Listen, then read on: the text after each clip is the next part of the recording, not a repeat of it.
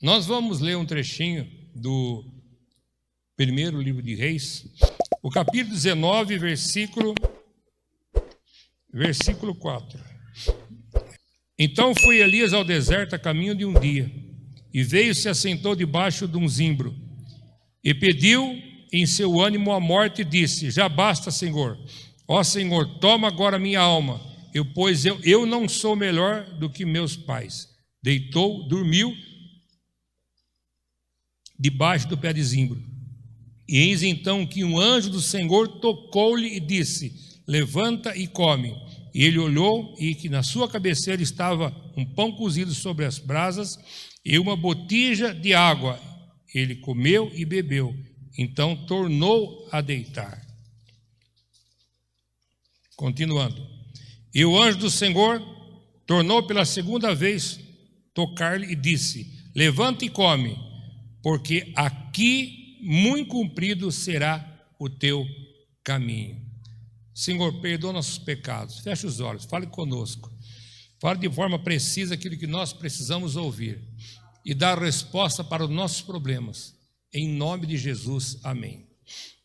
Irmãos, eu sei que todo mundo gosta de pregar sobre Elias e gosta da vida de Elias, e todo mundo gostaria de ter o mesmo poder que Elias, de fazer fogo descer do céu a qualquer hora e a qualquer momento, não é? Elias, ele estava em cima do monte, de repente um rei mandou conversar com ele e mandou uns soldados prender ele, e o comandante chegou na beira do barranco e falou assim: Elias, homem de Deus, desce daí, eu vou te levar, o rei mandou te buscar.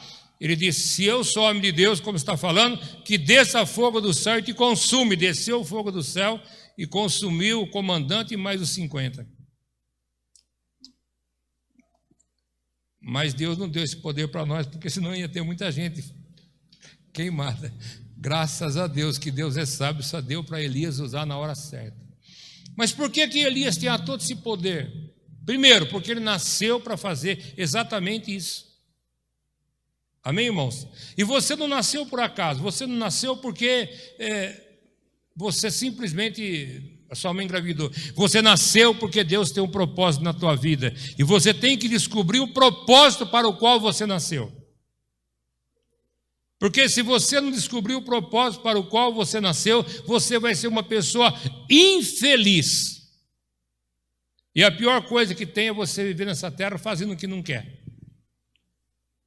Perto de gente que você não entende porque está perto de você. E eu digo para você, Deus tem um propósito. E os planos dele são gloriosos para a tua vida. Agora, muitas vezes aquilo que você quer não bate com aquilo que Deus quer. Ou às vezes aquilo que você quer vem depois daquilo que Deus quer, porque você tem que buscar primeiro o reino, as coisas do Senhor. As outras coisas são secundárias, podem ser acrescentadas. Agora, eu creio que viver como Elias, irmãos, era muito difícil, era muito complicado, porque foi feito pela sua mãe um voto de Nazireu. Esse menino, desde que nasceu, nunca passou na vara na sua cabeça. A mãe dele não chegava nem perto de uva, muito menos tomar vinho com álcool. Era aquilo que Agur fala em Provérbios, né? Bebida que tem álcool não é para rei, não é para príncipe, não é para governante e não é para aqueles que são consagrados ao Senhor. Esse homem, quando ele vai começar o ministério, antes disso, ele vai morar no deserto. Para quê?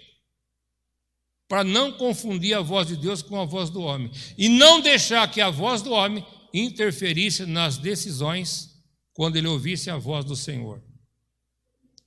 Porque muitas vezes nós ouvimos a voz do Senhor, mas as pessoas que estão do nosso lado interferem na nossa tomada de decisão. Às vezes atrasa, às vezes adianta, e às vezes até perverte a vontade do Senhor. Mas eu digo para você, pode ter certeza, você vai descobrir como você vai fazer para ter momentos de comunhão com Deus, para Deus falar com você e você fazer exatamente aquilo que você quer. Nem tudo que Deus me fala bate com aquilo que a Márcia fala. Muitas das opiniões dela ajudam, mas muitas eu tenho que explicar para ela: olha, eu não posso agir desse jeito que você está querendo, por causa disso, daquilo e daquele outro. E esse homem vai morar no deserto, ele vai comer mel silvestre, ou seja, vai viver de tâmaras. vai comer aquilo que o deserto tem para dar. Praticamente ele vai viver entre um deserto, o Monte Carmelo, que existia ali alguns lugares que tinha assim algumas coisas sugestivas para ele comer, e ele não é homem de entrar numa loja e comprar uma roupa, ele vai se vestir de pele de animal, porque ele não podia interferir, o que ele ia fazer era coisa grande. E eu digo para você, Deus não tem coisa grande para nós, irmãos? Tem coisa grande. Você lembra quando, você que é do salãozinho, quando nós compramos esse terreno aqui? Nós compramos 6 por 30, nós conseguimos 1.080 metros quadrados. Agora você fala assim, e as pessoas que ajudaram? As pessoas que ajudaram, irmãos, todas elas foram recompensadas, estão sendo recompensadas. Se a gente chegasse na rua de cima e olhasse para o terreno e falasse 6 por 30, aqui não vai sair nada. Se Deus não colocar a mão, não sai. Mas quando Deus coloca a mão, sai. Amém, irmãos? Deus tem coisa grande para você. E esse homem ele vai ter que fazer uma coisa terrível. Naquele tempo lá o reino já estava dividido, ele foi dividido, né, quando o rei era o neto de Salomão, ele foi dividido em 2. Judá ficou com a capital Jerusalém, né, junto com a tribo de Benjamim, e as outras 10 tribos formaram a nação de Israel, do qual a capital era Samaria. E pior, tinha um rei que não tinha personalidade. Ele casa com uma pessoa que era fenícia, que traz todos os seus costumes, todos os seus deuses, toda a sua idolatria, né? E pior, ele assimila e absorve o que ela traz de ruim. Primeira coisa, a Bíblia diz que nós não devemos misturar luz com trevas, não existe comunhão. Por isso, o jovem, adolescente, antes de casar, precisa ver bem se a pessoa que está casando, ela é convertida. E no namoro você começa a ver se você tem personalidade cristã forte suficiente para ser um instrumento de Deus para mudar a vida do seu pretendente. E saber também que se ele não está só disfarçando, só assimilando. Que tem gente que vem para a igreja para namorar a moça, namorar o moço, né? E ele até finge que é crente. É só casar que depois a coisa muda. E nós precisamos entender, irmãos, que tudo que a gente faz de ruim, a gente acaba colhendo. E ele vai e casa com essa mulher, mas ele não tem personalidade para influenciar ela com o Deus de Israel. Mas ela tem personalidade forte o suficiente para influenciar Acabe com a idolatria dela. Ela adorava principalmente Baal e Baalins, carranca de madeira, abominação. E pior, ela ensinava que Baal, cujo nome é Senhor com S minúsculo, e Deus é Senhor, Adonai com letra maiúscula, que era aquelas carrancas que davam as bênçãos que Israel recebia, e tentava tirar a glória, a honra do Deus Jeová, que sempre cuidou de Israel. As pessoas saíam para trabalhar e encontravam pão no pé da estátua, encontrava dinheiro no pé da estátua, encontrava ouro no pé da estátua. E as pessoas começaram a pensar, eu acho realmente que isso daqui é assim mesmo, eu acho que é Baal que dá mesmo, porque um dia tem pão, um dia tem ouro, um dia tem trigo, um dia tem não sei o que, eu acho que é Baal mesmo.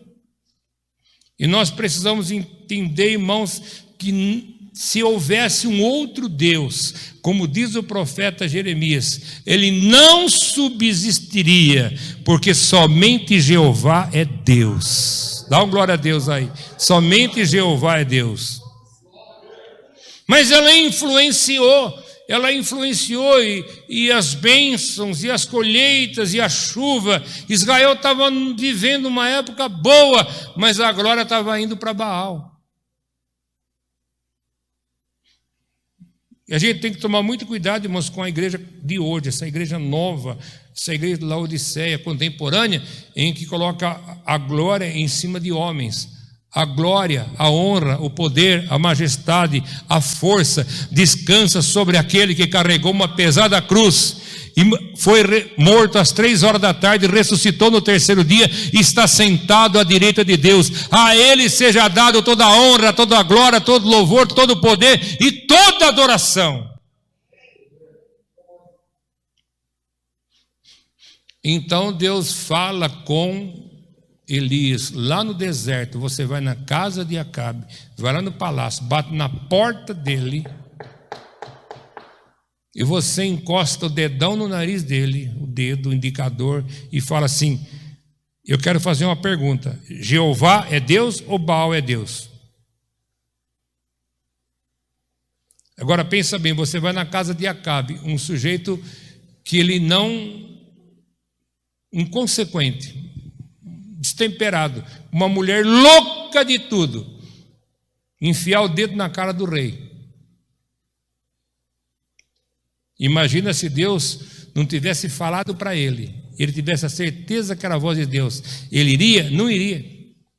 Ele teria medo de morrer. E o medo muitas vezes é nosso atestado de óbito, mas ele sabia que quando Deus fala,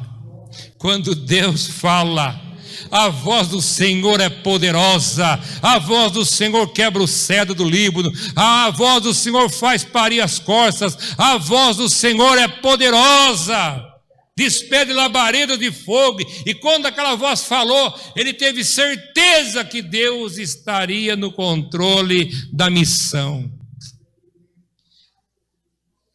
Sabe, Edgar, às vezes a gente tem que tomar decisão que a gente muitas vezes fica pensando, mas será que vai dar certo? Eu digo para você, se você tem dúvida se Deus falou ou não, não vai funcionar. Mas se foi Deus que falou, você não vai ter dúvida, e as coisas boas vão acontecer, a vitória vai vir, porque Deus manda um anjo na frente, que vai abrindo o caminho, Ele quebra as correntes, Ele tira os espinhos. Irmãos, esse Deus é poderoso, é glorioso, aleluia, louvado seja o nome de Jesus, glória a Deus. E ele foi, lá vai aquele homem com um pedaço de pau na mão, uma vara, lá vai aquele homem vestido com pele de animal, lá vai aquele homem cabeludo, com certeza ele já havia amarrado, enrolado, porque não era fácil carregar um cabelo daquele tamanho a vida inteira, e ele vai na casa de Acabe. E ele bate na porta. E quando ele bate na porta, os servos de Acabe atendem. E o servo de Acabe sabe que aquele que está batendo na porta é a voz de Deus aqui na terra. Porque, irmãos, talvez você não saiba, mas os anjos sabem. Talvez você não tenha dúvida, mas o diabo não tem dúvida que você tem a marca de Deus. Quem tem a marca de Deus e está na missão, não tem problema, Deus vai te abençoar em nome de Jesus. Aqueles servos, eles começaram a temer mais quem estava batendo na porta do que o rei e a rainha louca que eles tinham dentro de casa. E disse: Acabe, você precisa atender, porque o que está aí fora é o profeta do Deus Altíssimo. Eu sei que na hora a bagunça gerou ali dentro, eu não vou atender, a mulher não atende, não atende, e Acabe acabou atendendo, porque ele viu o temor e o tremor da presença do homem que tinha a palavra de Deus na sua boca. Oh, aleluia, glória a Deus, oh, glória a Deus. Irmãos, presta muito bem atenção. E quando Acabe chega, Elias não é de muita conversa, não vai para o cafezinho, Elias não vai ali para tomar uma bebida com o rei, Elias vai para ser a voz de Deus ali naquele lugar. E Deus te mandou aqui, irmãos, para você ouvir a voz dele. Entende, irmãos, que Deus está nesse lugar, por isso é que você está temendo e tremendo sentado aí. Aleluia, glória a Deus, louvado seja.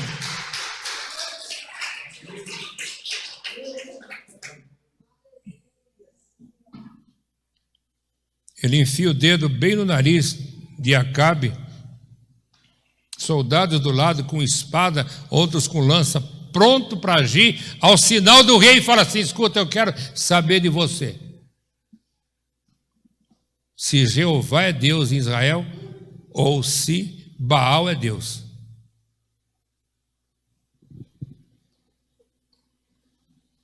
Os servos tremeram, os soldados não conseguiram pegar sua espada para fazer nada. Acabe, judeu, criado e aprendeu tudo sobre religião com o sacerdote, porque todos os reis de Israel aprendiam pelo menos os livros pentatêuticos e aqueles que já eram sagrados, porque Isaías, Ezequiel, e só existiam alguns salmos depois dos pentatêuticos, alguns escritos de Josué e outras coisas mais. Ele sabia tudo sobre a lei do Senhor, ele sabia que só Jeová é Deus, mas ele se calou entre o profeta e a abominação da esposa que ele tinha. Ele falou assim: agora eu vou sair daqui e não vai voltar a chover em Israel até que o povo escolha, que o povo proclame se Jeová é Deus em Israel ou se é Baal. Aquele homem, ele sai, ele vira as costas e Deus fecha o céu. Primeiro ano, tudo bem. Segundo ano, começaram a passar apertado. Terceiro ano, começaram a morrer de fome.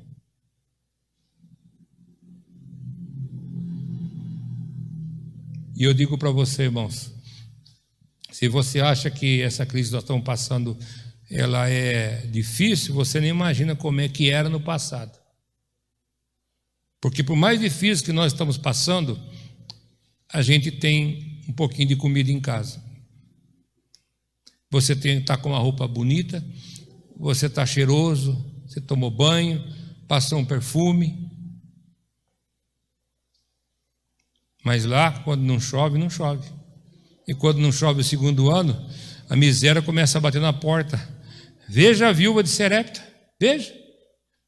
Ela tinha só um pouquinho de azeite, só um pouquinho de farinha, fazer o último bolo e morrer depois de fome.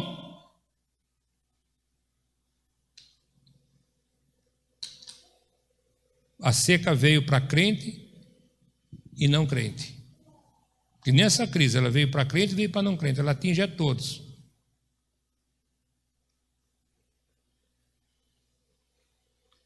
Mas Deus sustenta aqueles seus. Os 7.000 profetas que eram fiéis a Deus e não se inclinaram a Baal, Deus sustentava. No deserto, morando em caverna, Deus comandava para Elias um urubu. Ah, mas urubu faz isso, irmãos. Se Deus mandar, ele faz. Vou falar de novo. Faz isso, irmão? Faz. Se Deus mandar, ele faz. Sabe, tem muita coisa que a gente tem que entender, irmãos, que depende de Deus. Você sabe que em 1972, presta atenção, foi uma pessoa, um cientista, junto com uma pessoa das Forças Armadas no Jesuíno de Arruda, fazer uma exposição. Presta atenção, Antônio, que essa é gostosa de você ver.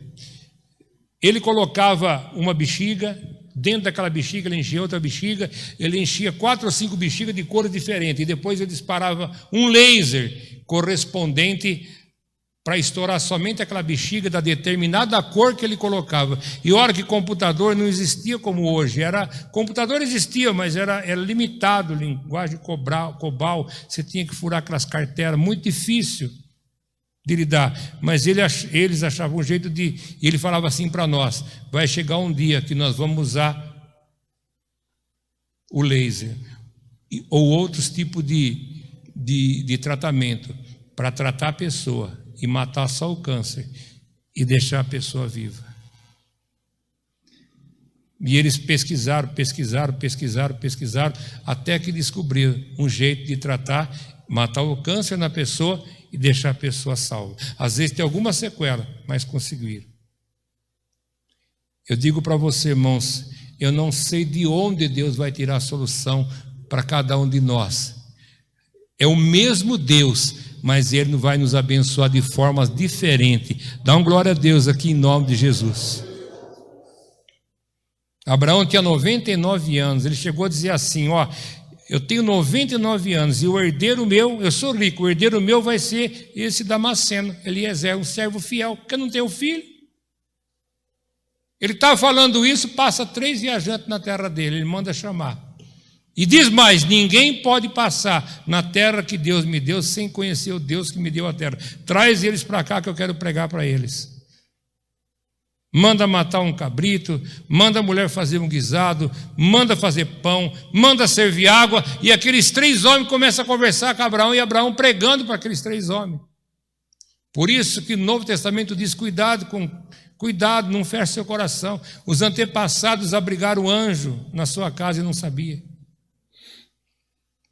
Não sabia que debaixo daquela roupa suada, debaixo daqueles trapos, debaixo daquele manto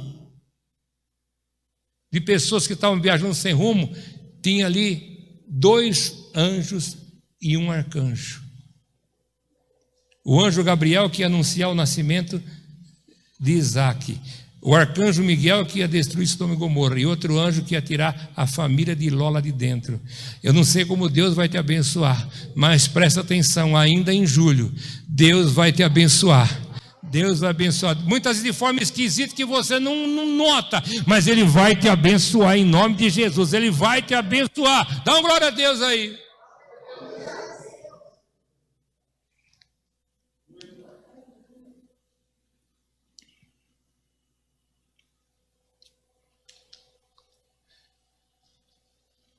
Vai lá o urubu e leva a carne para ele, leva pão.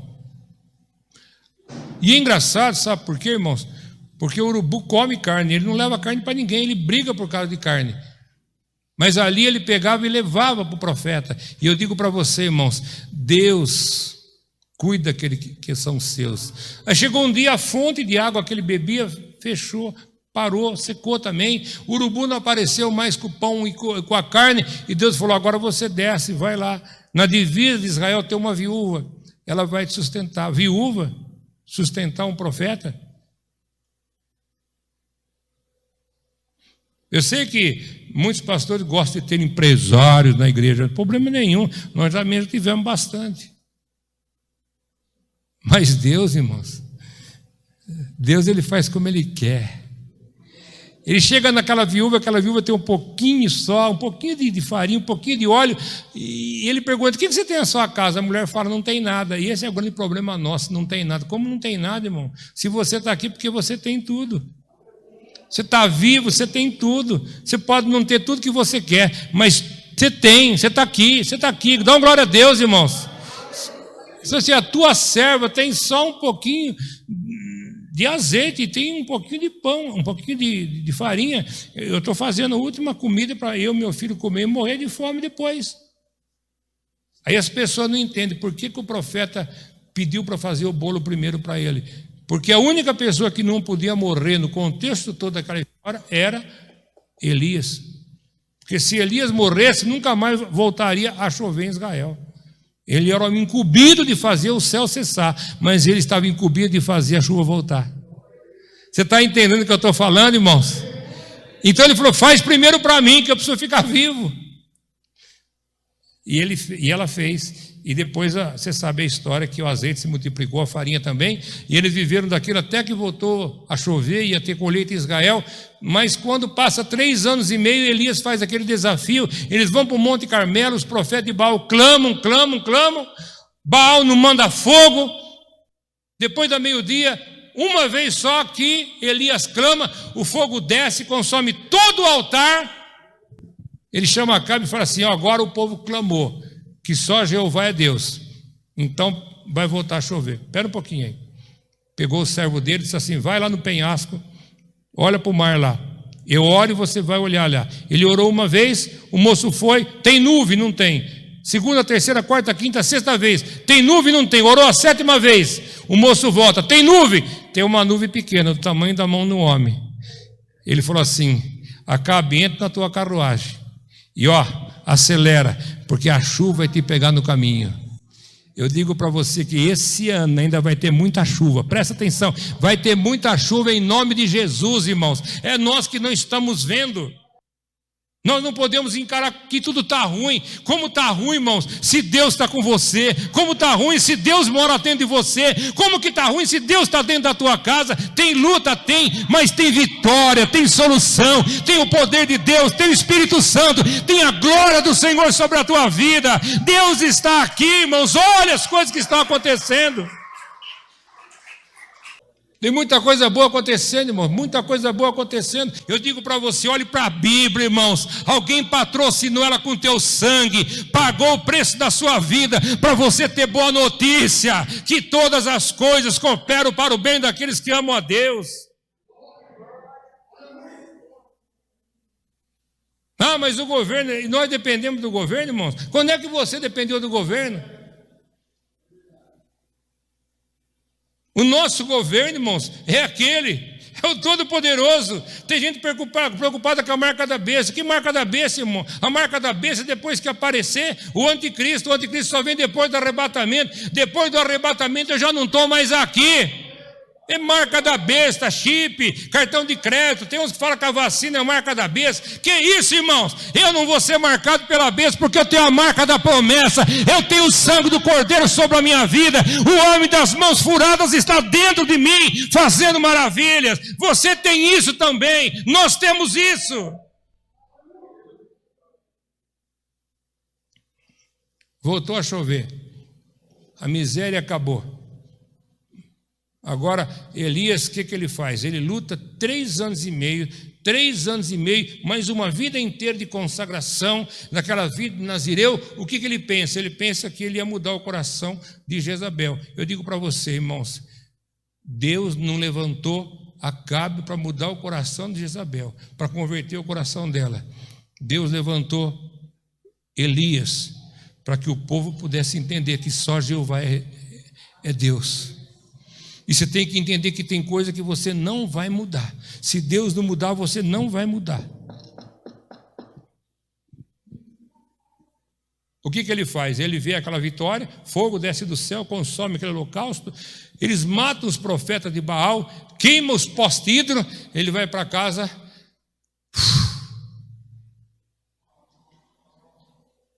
tira a armadura e fala assim, nossa, agora eu posso descansar. E esse é o grande problema nosso. A gente esquecer que o nosso descanso não é aqui. O nosso descanso é no milênio. O nosso descanso é na 7ª dispensação. Inocência, consciência, governo humano, patriarcal, lei, graça. O nosso descanso é depois das bodas do Cordeiro. Você pode receber a maior vitória, mas a luta não terminou. Vou falar de novo, você pode ter a maior vitória na sua vida, mas a luta continua. Então, irmãos, diga você que é fraco, eu sou forte. Me fala mais, tira a espada da sua bainha, fala que pega a Bíblia, consulta ela, usa ela. E quando ele desarma, quando ele diz assim, pô, graças a Deus, né? No fim do filme, o bandido foi vencido. É lógico, Baal perdeu.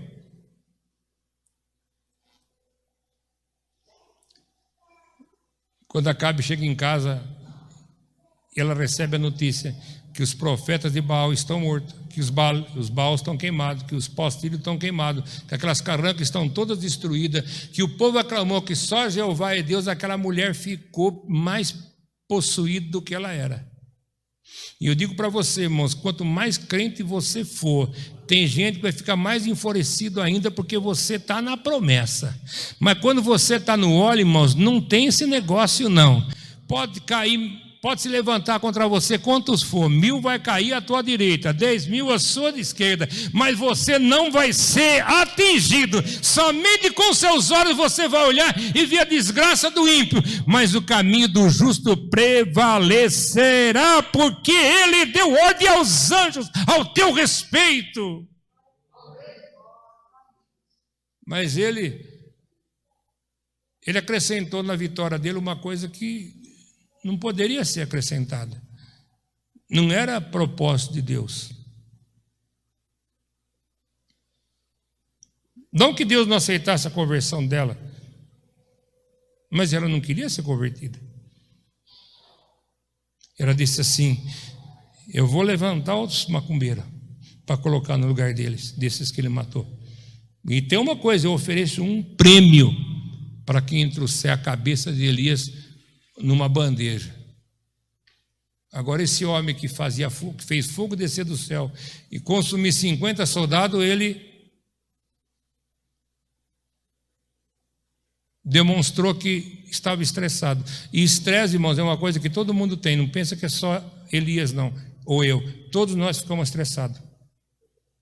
Certo, Vera? E todos nós somos suscetíveis a entrar em depressão, porque muito estresse leva à depressão. Ele não tinha razão nenhuma para entrar nisso daí. Mas ele entrou por quê? Porque ele abriu a guarda. Ele pegou a mochila dele, caminhou um dia pelo deserto, deitou debaixo de um pé de zimbro e disse: Senhor, eu não sou melhor do que os outros, não. Eles não conseguiram, eu também não consegui. Como não consegui, irmãos?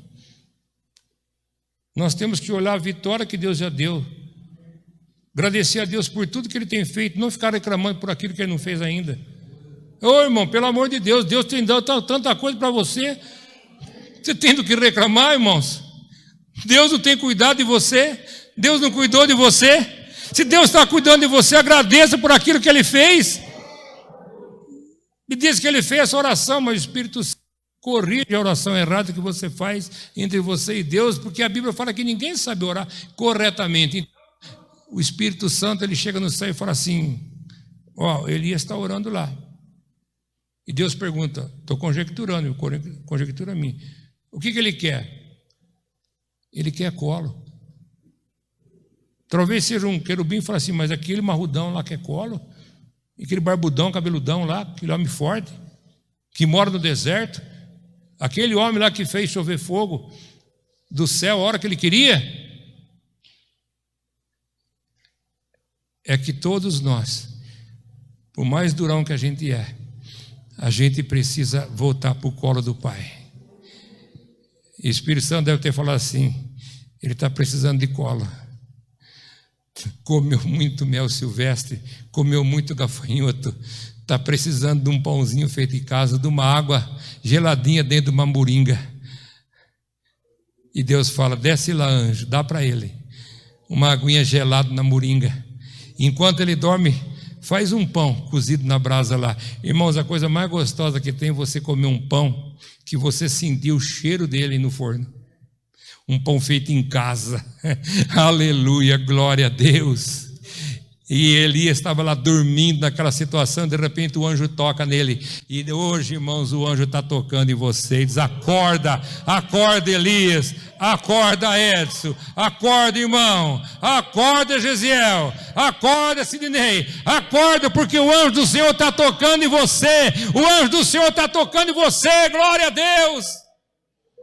E quando ele acorda, o anjo fala assim: beba desse pão, dessa água, coma desse pão e vai para o Monte Horebe, lá é fora da jurisdição de Israel. Vai lá, porque Deus vai encontrar com você lá em cima. Elias, ele come um pouco, bebe um pouco e volta a dormir.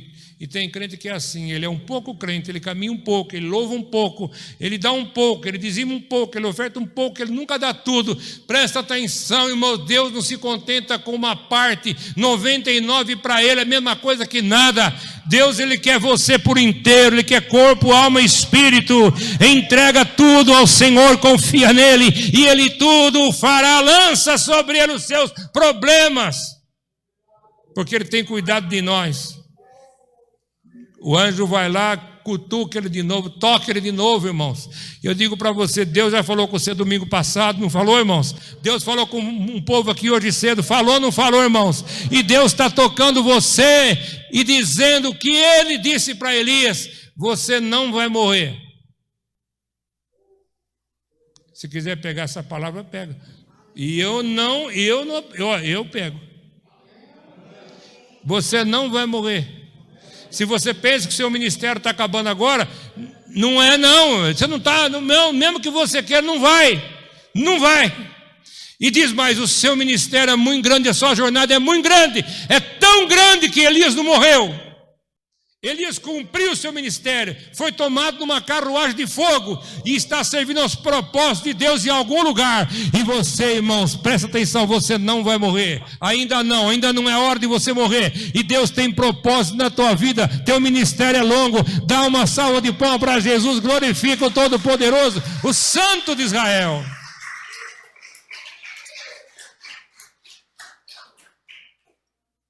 Sabe, irmãos,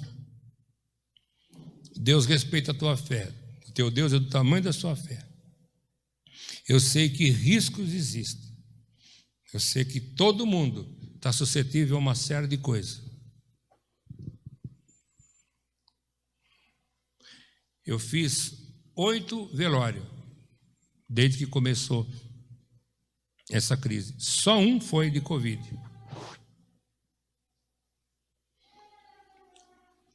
Mas presta muito bem atenção, Deus nunca vai eliminar os riscos, Ele nunca vai tirar as lutas, mas certamente Ele vai dar o pão e a água, certamente Ele vai te sustentar, certamente Ele não vai deixar que alguém apareça na tua vida para cumprir o propósito dEle.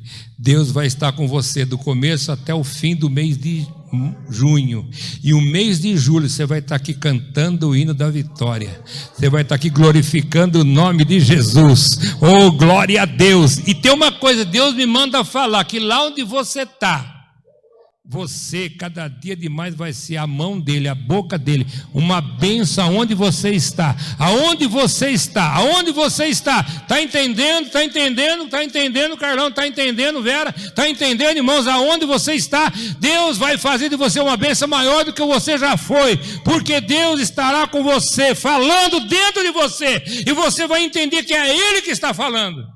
Amém? Vamos terminar? Você vai na bênção, irmãos? Que o Senhor te abençoe e te guarde, que o Senhor faça resplandecer sobre ti o teu rosto, que o Senhor tenha misericórdia de ti, e que o Senhor sobre ti levante o teu rosto e te dê a paz, em nome de Jesus. Amém.